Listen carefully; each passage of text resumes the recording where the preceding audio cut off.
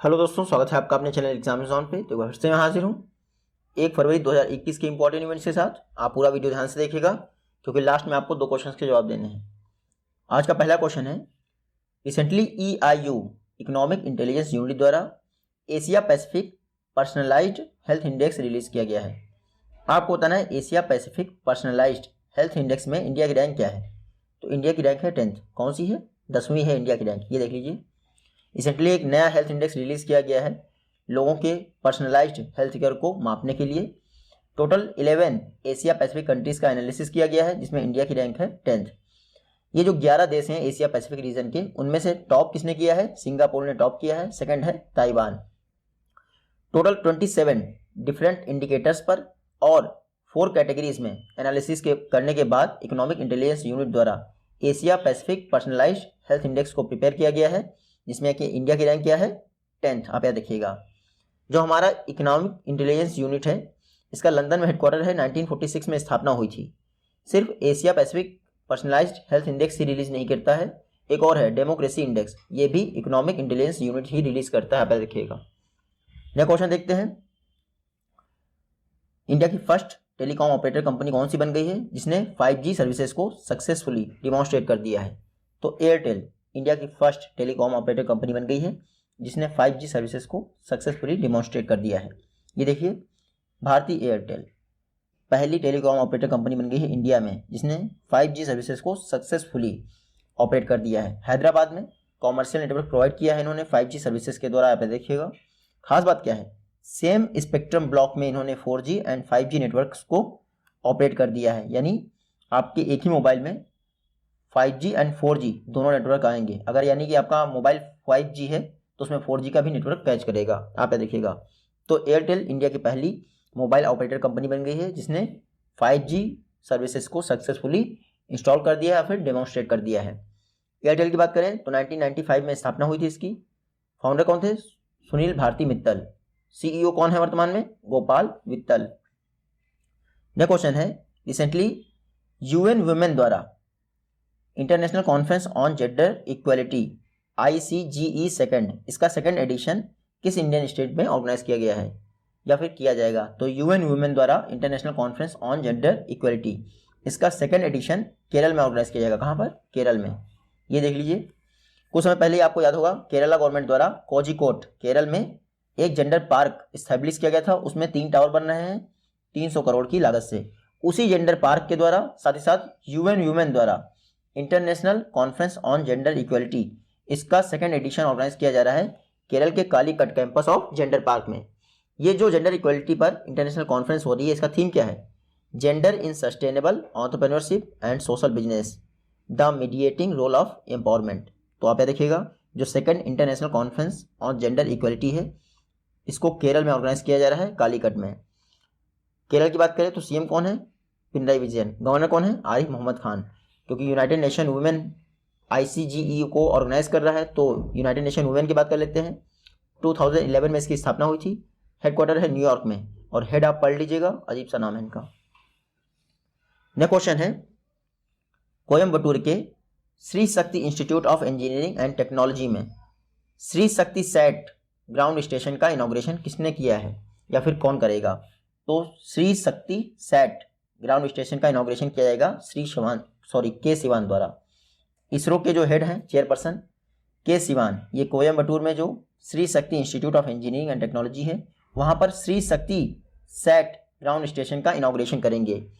ये जो Shri Shakti satellite station होगा ग्राउंड स्टेशन, ये सैटेलाइट डेवलपमेंट का काम करेगा। आप देखिएगा, तो श्री शक्ति सैट इसका इनॉग्रेशन किया गया है कोयम्बटूर में। किसने किया है? के सिवान ने किया है, जो कि इसरो के चेयरपर्सन है। आप देखिएगा, इसरो की बात करें तो इंडियन स्पेस रिसर्च ऑर्गेनाइजेशन 15 अगस्त 1969 को किसने स्थापना की थी? Father of Indian state Vikram Sarabhai द्वारा, father of Indian space Vikram Sarabhai द्वारा इनकी स्थापना हुई थी इसरो की। हेडक्वार्टर बेंगलुरु में और वर्तमान में चेयरपर्सन कौन है? के सिवान। के सिवान का टर्म एक्सटेंड कर दिया गया है 6 मंथ के लिए। नेक्स्ट क्वेश्चन है, ताजमहल इंस्पायर्ड एक इंजीनियरिंग हब नोएडा के यूपी में, मतलब यूपी के नोएडा में लॉन्च किया गया है। किसके द्वारा? तो रिसेंटली माइक्रोसॉफ्ट ने ताजमहल से इंस्पायर होकर नोएडा यूपी में एक इंजीनियरिंग हब जो है लॉन्च किया है। ये देख लीजिए, माइक्रोसॉफ्ट ने ताजमहल से इंस्पायर होकर नोएडा उत्तर प्रदेश में एक इंजीनियरिंग हब लॉन्च किया है जिसका नाम है इंडिया डेवलपमेंट सेंटर। आप देखिएगा ये जो सेंटर होगा ये इंजीनियरिंग एंड इनोवेशन की फील्ड में एडवांस टेक्नोलॉजीज को डेवलप करेगा। IDC-NCR यानी कि इंडिया डेवलपमेंट सेंटर NCR, ये माइक्रोसॉफ्ट का इंडिया में 3rd डेवलपमेंट सेंटर है। पहला कहाँ था? बेंगलुरु में, 2nd हैदराबाद में, और अब नोएडा में होगा। तो इंडिया डेवलपमेंट सेंटर किसका इनिशिएटिव है? माइक्रोसॉफ्ट का। रिसेंटली तीसरा बनाया गया है ताजमहल से इंस्पायर होकर। कहाँ पे बनाया गया है? नोएडा में। आप देखिएगा, आपको पता ही है जो माइक्रोसॉफ्ट है वो इस समय डिजिटल इनोवेशन पर बहुत ज़्यादा फोकस कर रहा है, तो इसीलिए ये इंडिया डेवलपमेंट सेंटर बनाए जा रहे हैं इंडिया के डिफरेंट पार्ट्स में। बात करें माइक्रोसॉफ्ट, 1975 में इसकी स्थापना हुई थी। हेडक्वार्टर कहाँ है? वॉशिंगटन DC में। फाउंडर कौन थे? Bill Gates and Paul Allen. और वर्तमान में माइक्रोसॉफ्ट के CEO कौन है? सत्या नडेला। नेक्स्ट क्वेश्चन है, सेंट्रल गवर्नमेंट जो है हमारी, सेंटर यानी केंद्र सरकार, संविधान के किस आर्टिकल के तहत इंडिया में प्रेसिडेंट रूल लगा सकती है, यानी राष्ट्रपति शासन? मैं राष्ट्रपति शासन पूछ रहा हूँ, आपातकाल नहीं पूछ रहा हूँ। तो राष्ट्रपति शासन हमारे इंडिया में लग सकता है आर्टिकल 356 के तहत। 352 ये है आपका इमरजेंसी आपातकाल से रिलेटेड, और 360 हमारे वित्तीय आपातकाल से रिलेटेड है। अब ये चर्चा में इसलिए है क्योंकि एक बुक है जिसका नाम है the law of emergency powers, comparative common law perspectives. ये बुक लिखी है डॉक्टर अभिषेक सिंघवी और प्रोफेसर खगेश गौतम ने। दोनों का नाम याद रखिएगा, डॉक्टर अभिषेक सिंघवी, प्रोफेसर खगेश गौतम। इन्होंने the law of emergency powers नाम की एक बुक लिखी है जिसमें इमरजेंसी पावर्स जो आर्टिकल 356 के तहत दिए गए हैं उनके विषय में डिटेल्ड स्टडी प्रोवाइड की गई है, और डिफरेंट कंट्रीज़ के साथ जो हमारे प्रेसिडेंट के इमरजेंसी पावर हैं उनका एनालिसिस भी किया गया है। तो आप देखिएगा, डॉक्टर अभिषेक सिंघवी और प्रोफेसर खगेश गौतम ने बुक लिखी है the law of emergency power. इसके अलावा ये जो लॉ ऑफ इमरजेंसी पावर है, SR बोम्मई केस का भी इसमें काफ़ी ज़्यादा डेप्थ एनालिसिस किया गया है। स्पिंजर पब्लिकेशन द्वारा इसको पब्लिश किया जाएगा।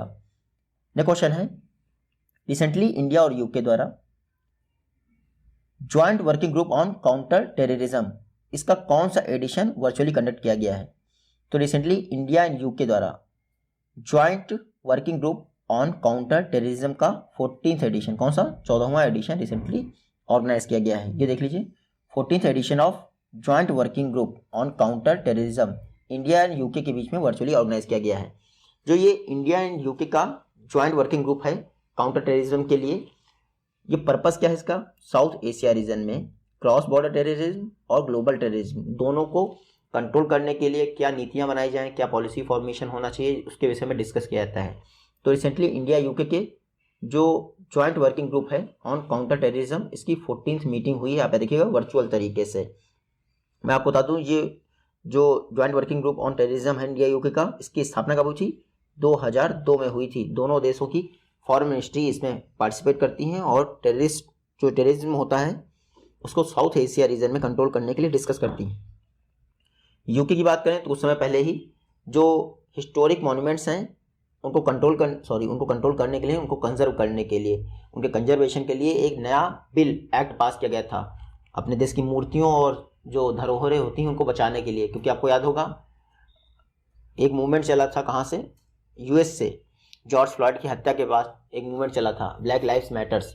उसके बाद कई सारी मूर्तियां जो है गिरा दी गई थी UK में, तो उसको बचाने के लिए UK की पार्लियामेंट ने एक लॉ पास किया था। उसके अलावा रिसेंटली इंडिया में ब्रिटिश हाई कमिश्नर कौन अपॉइंट हुए हैं? एलेक्स एलिस, इनका नाम याद रखिएगा। UK की कैपिटल आपको पता ही है, करेंसी क्या है? Pound sterling. PM कौन है? बोरिस जॉनसन, जो 26 जनवरी को नहीं आ पाए हैं। नेक्स्ट क्वेश्चन है, रिसेंटली एशियन फुटबॉल कॉन्फेडरेशन ने अनाउंस किया है कि 2022 यानी 2020 का वुमेन्स एशिया कप किस कंट्री द्वारा होस्ट किया जाएगा? तो 2022 का women's Asia Cup India host करेगा। कौन होस्ट करेगा? इंडिया। ये देख लीजिए, एशियन फुटबॉल कॉन्फेडरेशन ने अनाउंस किया है कि 2022 का वुमेन्स एशिया कप इंडिया द्वारा होस्ट किया जाएगा जनवरी और फरवरी के दौरान। ये जो एशिया कप होगा ये 2023 के फीफा वर्ल्ड कप के लिए एक तरह से क्वालिफाइंग मैच होगा। आपको याद ही है 2023 का जो फीफा वर्ल्ड कप हो रहा है उसमें 32 टीम्स जो है पार्टिसिपेट कर रही हैं। एशिया से 5 टीम्स पार्टिसिपेट करेंगी। ये अपने आप में ही बहुत बड़ा अचीवमेंट है। तो 2022 का एशिया कप कहाँ हो रहा है? इंडिया में हो रहा है, एशियन फुटबॉल कॉन्फेडरेशन ने कहा है। और जो 2023 का फीफा वर्ल्ड कप है वो ऑस्ट्रेलिया के साथ साथ न्यूजीलैंड में भी ऑर्गेनाइज होगा, उसके बारे में हम बात करेंगे बाद में।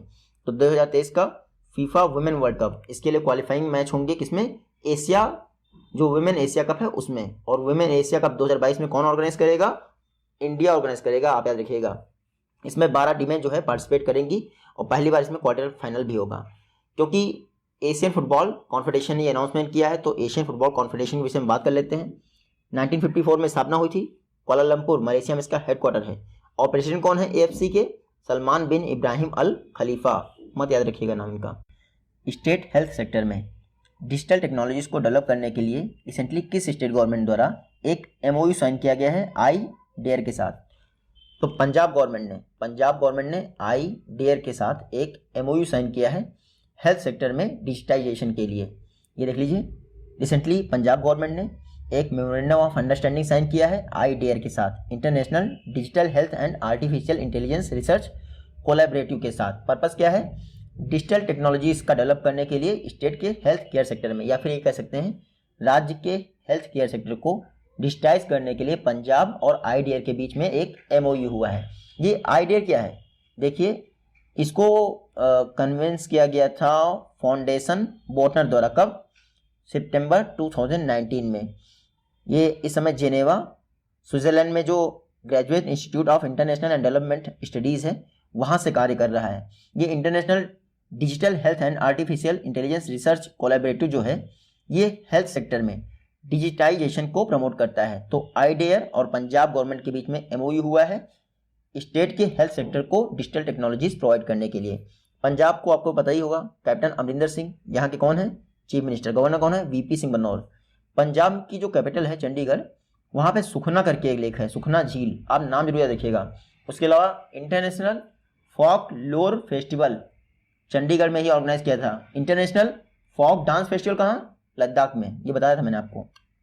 नेक्स्ट क्वेश्चन है, पेंशन जो है उसको डोर स्टेप तक प्रोवाइड करने के लिए एक स्टेट वाइड कैंपेन किस स्टेट गवर्नमेंट लॉन्च किया है। तो आपको याद ही है, पेंशन मिलती है 60 वर्षों के बाद, उसको डोर स्टेप प्रोवाइड करने के लिए कर्नाटक गवर्नमेंट ने एक डोर स्टेप कैंपेन लॉन्च किया है, साथ ही साथ एक ऐप भी लॉन्च किया है। ये देख लीजिए, कर्नाटका गवर्नमेंट जो सीएम है BS येदियुरप्पा, इन्होंने एक स्टेट वाइज कैंपेन लॉन्च किया है पेंशन को डोर स्टेप यानी घर घर तक पहुंचाने के लिए।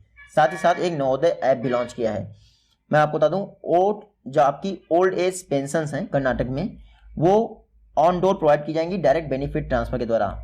नवोदय ऐप के द्वारा जो बेनिफिशरीज हैं उनको ऐड किया जाएगा, हर 4 महीने में उनका रिवीजन होगा। तो Navodaya app on door pension services provide करने के लिए कर्नाटक गवर्नमेंट द्वारा लॉन्च किया गया है, आप देखिएगा। और नवोदय ऐप को नेशनल एजुकेशन पॉलिसी गाइडलाइंस के तहत बनाया गया है, लेकिन यूज़ किया जा रहा है पेंशन के लिए। तो आगे क्या हो सकता है इसका यूज़, ये नहीं पता है, लेकिन ये पेंशन्स को ऑन डोर प्रोवाइड करने के लिए नवोदय ऐप के साथ साथ ये स्टेट वाइड कैंपेन लॉन्च किया गया है कर्नाटक में, ये आपको याद रखना है। ये अच्छा, डीबीटी के द्वारा पेंशन देने से क्या फ़ायदा होता है, डायरेक्ट बेनिफिट ट्रांसफ़र के द्वारा कुछ भी देने से ये जो मिडिल मैन होता है वो हट जाता है, इससे जो है ओरिजिनल पेंशन बैंक अकाउंट में पहुँचती है। कर्नाटक की बात करें तो मैंने अभी कुछ दिन पहले पढ़ाया था, इंडिया की एकमात्र ट्रांसजेंडर जिनको पद्मश्री से सम्मानित किया गया है वो भी कर्नाटक से बिलोंग करती है। नाम क्या उनका, मंजम्मा जोगाती, ये मैंने आपको पढ़ाया था। कर्नाटका जो रूरल एरिया का एक डांस फॉर्म है उसको ये करा करती थी मंजम्मा जोगाती, उनको पद्मश्री से सम्मानित किया गया है 2020 में। आप ये देखिएगा 102 लोगों को पद्मश्री दिया गया है और पद्म अवार्ड कितने लोगों को दिया गया है, 119।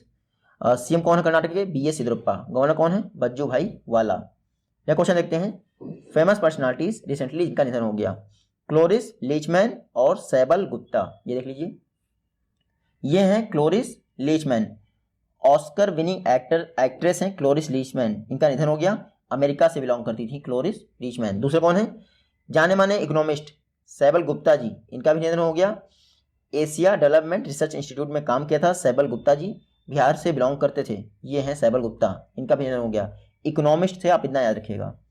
नेक्स्ट क्वेश्चन है, world neglected tropical disease day, ये किस डेट को ऑब्जर्व किया जाता है। तो जिस दिन हमारे इंडिया में नेशनल मार्टायर्स डे यानी शहीद दिवस मनाया जाता है 30 जनवरी को, उसी दिन world neglected tropical disease day भी ऑब्जर्व किया जाता है 30 जनवरी को। ये पढ़ लीजिए आप, 30 जनवरी को world neglected tropical disease day observe किया गया।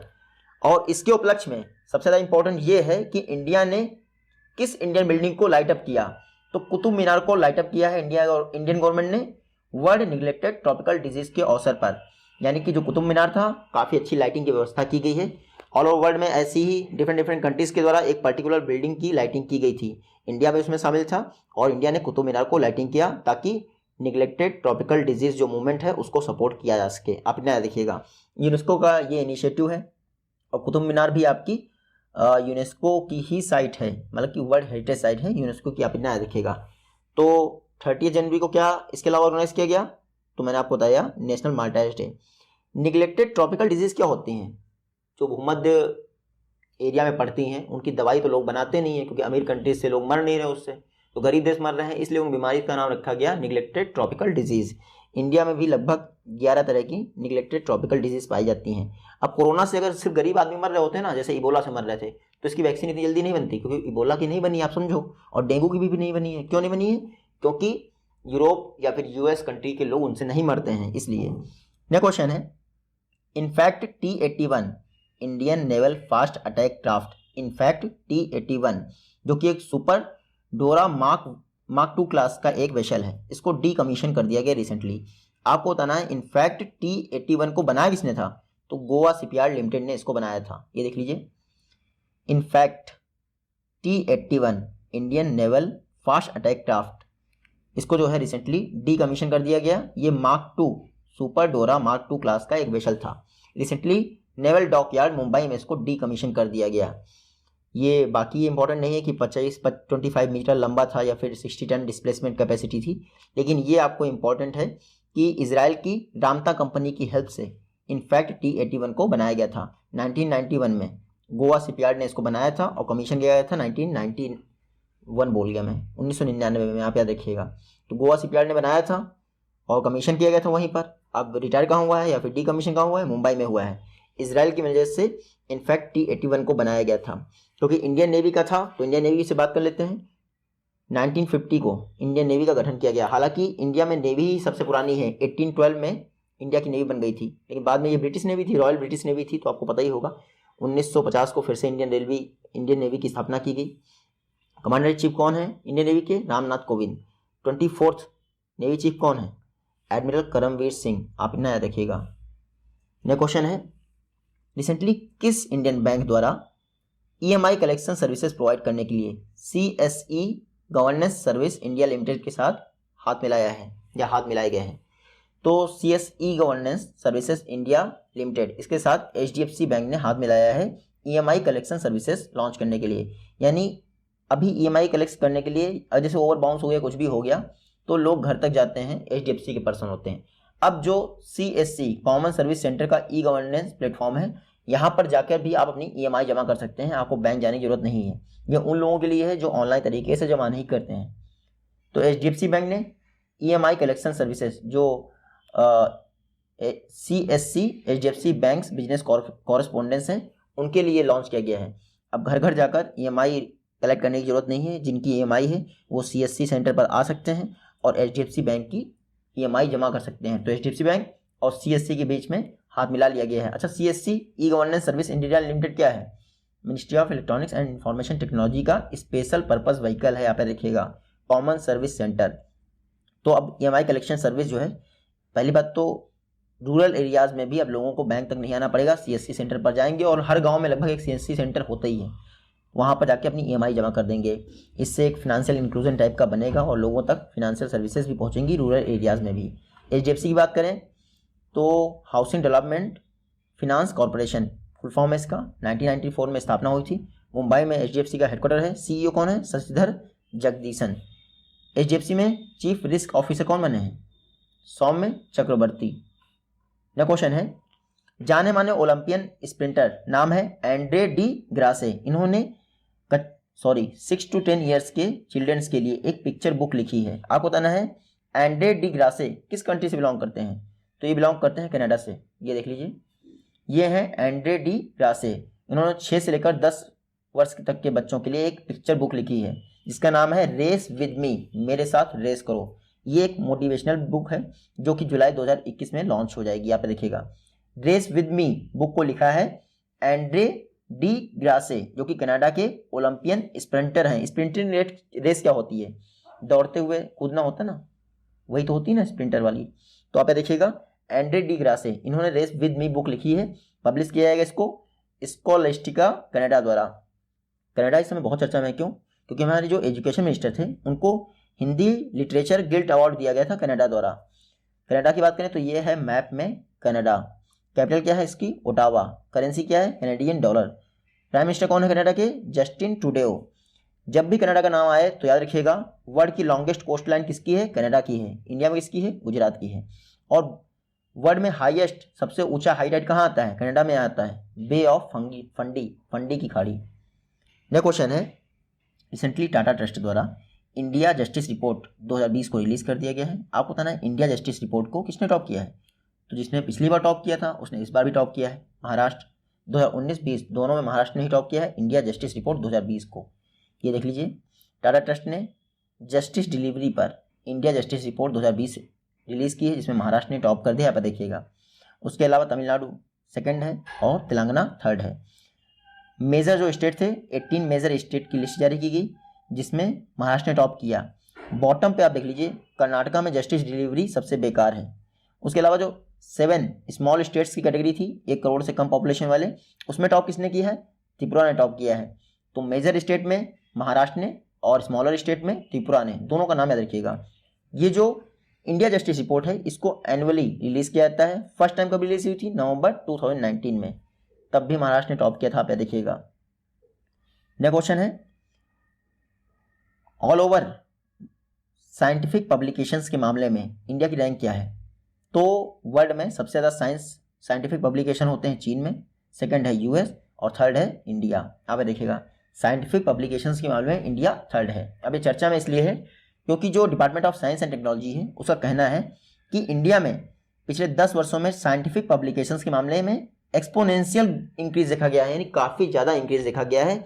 इंडिया थर्ड पोजीशन पे आ गया है ग्लोबली साइंटिफिक पब्लिकेशन के मामले में आफ्टर चाइना एंड यूएस। अगर इंडिया में एवरेज ग्रोथ रेट देखी जाए पिछले 10 वर्षों में, यानी 2008 से लेकर 2018 के बीच में, तो 10.73% है। साइंटिफिक पब्लिकेशंस की बात कर रहे हैं हम लोग सिर्फ पब्लिकेशन करते हैं, R&D कभी नहीं करते हैं, आप टेंशन मत लीजिए बिल्कुल, क्योंकि इंडियन गवर्नमेंट, हमारे यहाँ पब्लिक R&D पर खर्चा होता ही नहीं, गवर्नमेंट तो करती ही, सब प्राइवेट R&D होता है, आप यहाँ देखिएगा। तो ये देख लीजिए आप, सबसे ज़्यादा जो साइंटिफिक एप्लीकेशंस ये पब्लिकेशंस हैं महाराष्ट्र से पब्लिश किए गए, फिर कर्नाटक से, आप यहाँ देख सकते हैं। ये 4 स्टेट हैं जहाँ से 65% साइंटिफिक पब्लिकेशन पब्लिश किए गए हैं या पेटेंट फाइल किए गए हैं। तो 15,550 पेटेंट फाइल किए गए हैं इंडिया से, जिसमें से 65% में टॉप किया है महाराष्ट्र ने। तो पेटेंट फाइलिंग में कौन टॉप पे है? महाराष्ट्र, आप याद रखिएगा। ये देख लीजिए, इंडिया का जो नेशनल इन्वेस्टमेंट है R&D में, ये बढ़ रहा है। कैसे बढ़ रहा है आप यहाँ पढ़ लीजिए। 2017-18 में इतना था, अब वो बढ़कर कितना हो गया है? इतना हो गया है, बहुत कम बढ़ा है, आप देख सकते हैं। तो इतना देख लीजिएगा, क्योंकि R&D में हम लोग खर्च नहीं करते हैं, वरना कोविड-19 क्राइसिस में हमें झेलना नहीं पड़ता। नेक्स्ट क्वेश्चन देखते हैं। ये आज की वीडियो से क्वेश्चन थे, आई होप कि आप इनका जवाब दे पाएंगे। जल्दी मिलते हैं आपसे नेक्स्ट वीडियो में, तब तक टेक केयर, गुड बाय, जय हिंद।